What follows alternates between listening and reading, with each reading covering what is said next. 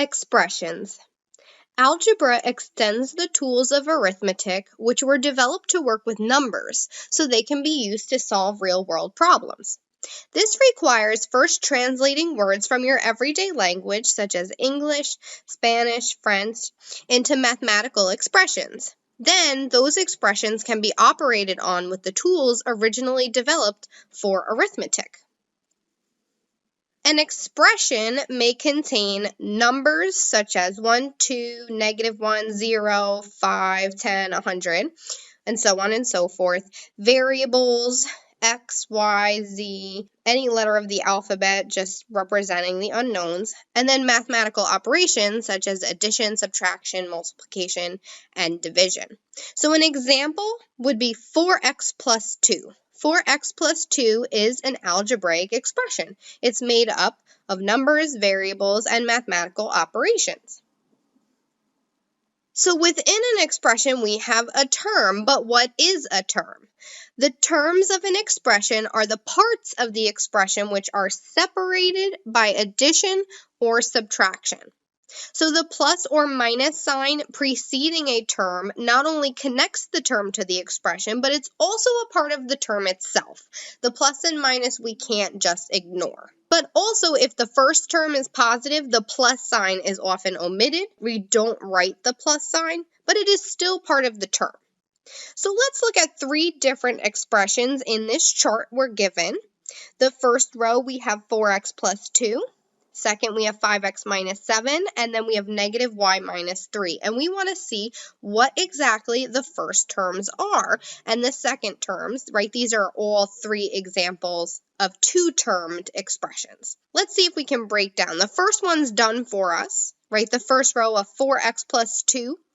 We have separated by this plus sign. So the first term would be just the 4x. And since we don't see the sign, that plus sign from the first term, it's a positive 4x. So the first term is plus 4x. And then the second term we take is that plus 2. So a positive 2. The next 2 rows, we have 5x minus 7. The first term, again, we see a 5x.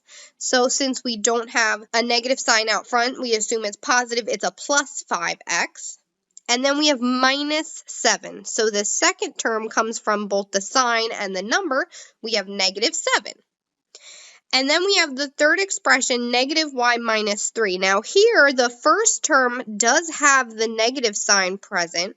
And when we see a -y, that's almost like saying -1y. That coefficient of 1, or in this case, -1, isn't written, but it's implied that it will be -1y. And then the second term is subtracting 3, so we're taking the sign and the number, so the second term would be -3. So within each term, we can break it down even further, or within an expression where we don't just have to say that there's these terms, we can break it down further between constants, variables, and coefficients. So first, a constant is a fixed value. It's just a number on its own that may be positive or negative. You then have your variable, which is any letter or symbol that represents a changeable or unknown amount. And then lastly, we have the coefficient, which is a number multiplied by a variable, and it's located right in front of the variable in the expression within the term. So let's again look at the same 3 expressions, but let's break down, instead of by 2 terms, by what we would consider the coefficient, the variable, and the constant. So in the first one, you can see we've done that already. We have 4x plus 2. So the fixed value all by itself is actually, normally it's found at the end of an expression. It doesn't have to be, but a lot of the times it is. So that's almost like a little hint or clue that sometimes the constant is at the end. So that's why we have that fixed value of plus 2. So the constant is the plus 2. It's positive 2. The variable, we have the letter x. That's right here. So that's why we have x. And in front of the variable, the number being multiplied with x, we have is 4.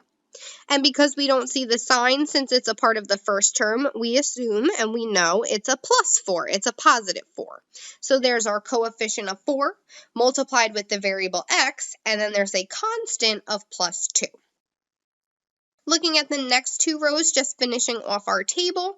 Again, we have the coefficient is the number multiplied by the variable. So if we have in our first term the variable x, the coefficient, the number multiplied out front is 5, and we know it's a positive 5. We just don't see the plus sign. And then after that first term, we have minus 7. That's a fixed value, subtracting 7. So the constant would be negative 7. Same thought process goes with the third expression. We can see that the variable is y. That's the letter they're using. The number in front now, we just see a minus sign or a negative sign, but we know that's a coefficient of a negative 1. Again, if you don't see a number in front of a variable, we assume it's a 1. And if there's a negative sign in front of the variable like here, we know the coefficient is going to be negative 1. It's multiplying that variable by negative 1. And then after that, the second term, that minus 3, is a fixed value. So it's just minus 3. It's never going to change.